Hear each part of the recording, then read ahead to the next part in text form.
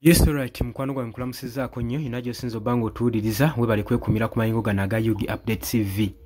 Rwanda ejjenta mu Central African Economic Bloc ku lwa nsonga ya DRC. Rwanda withdrawings okuva mu Central African Economic Blocs olw'ensonga za Democratic Republic of Congo. Oli ku Yugi Update TV ko sinzo bango tuwuliriza era bale kwekumira ku mayingo gano wabula gwatana tweyungako kutegeeza nti kirira wansi waliwo ekigambo subscribe kikoneko ojja kubanga osobola bulungi otwegattako mbanirizaako nnyo naddala mu abali mu Uganda lya weekend namwe abali mu diaspora mukola kyamaanyi nnyo okwekumira ku mayingo gano aga Yugi Update TV.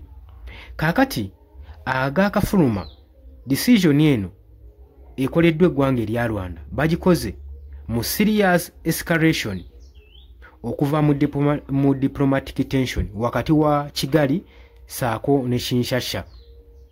Olwedde badde balinamu obutakkaanya ebasitwesinga naddala mu nsonga za security ne political disputes ezigenda maaso mu Great Lake region mu Democratic Republic of Congo mu Northern Kivu n'ebirala byonna tujje tubibawa mu bimanyi entabwe kweva kati Rwanda ejjemu enta mu Central African Economic Blocs.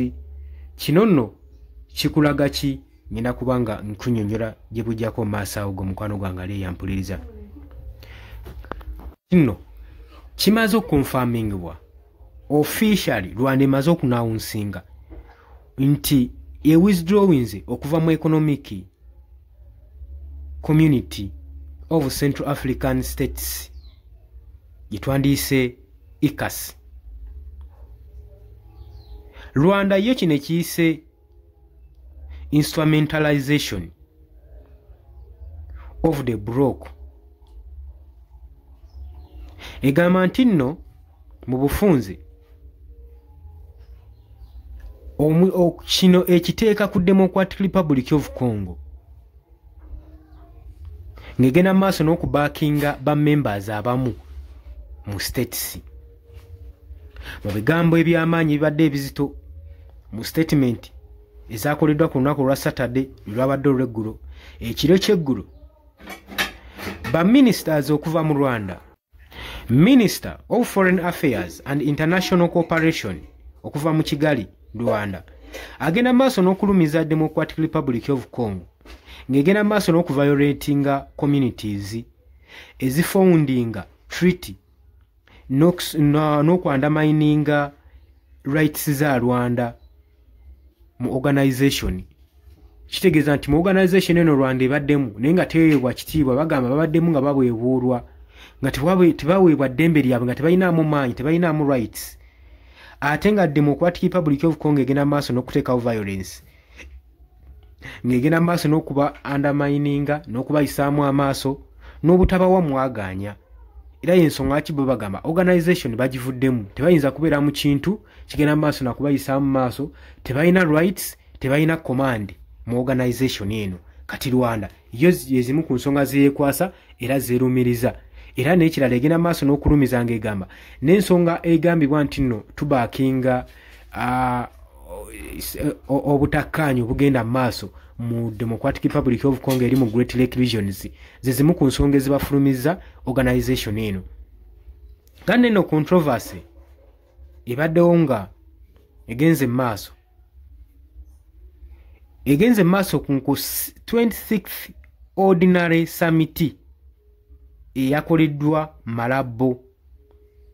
Eno nno Rwanda ng'ekirayiminga okubanga eturning rights full okusobola okulaba nga bablockinga n'okurotatinga presence mu organization eno.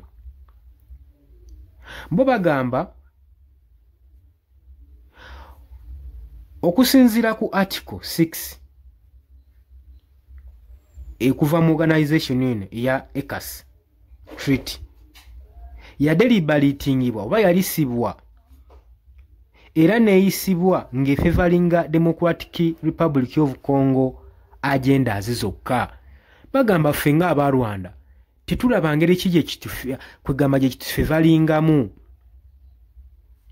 agenda zino zakolebwa nga DRC yokayuka yekifunamu nga ffe tulina ng'eki gye tukifunamu era n'okukibeeramu tuba tumala budde.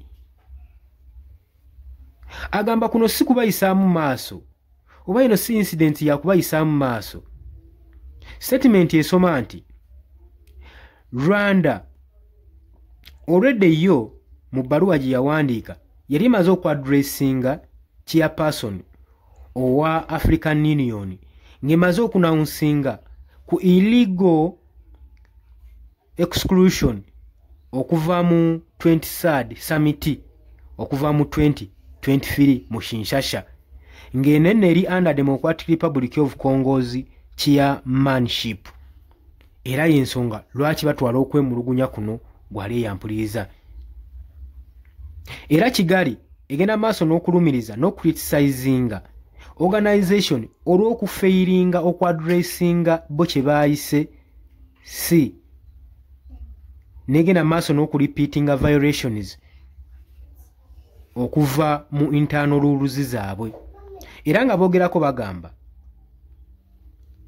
okusirisa ne interaction okwa ECAS kwataddewo demonstration eri organization okwapohodinga governing principles zaabwe.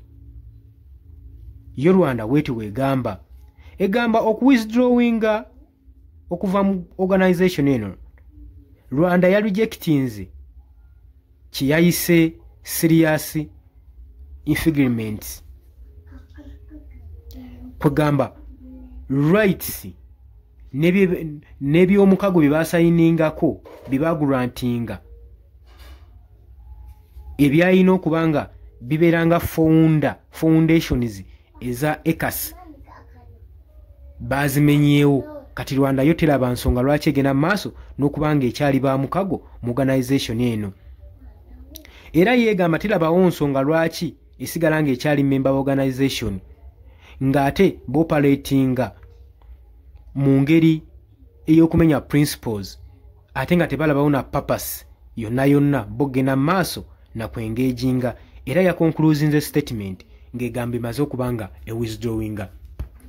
Egamba n'ebigenda maaso mu DRC engeri gye bagenda maaso n'otulumirizamu nti fa ababaki nga bayekera ba M23 ebyo byonna bikulaga ngeri ki gye mufevalingamu DRC mu organization eno. So ffe tetulinamu favor era tetulaba kinsonga ki tukyalimu n'essaawa za kakati.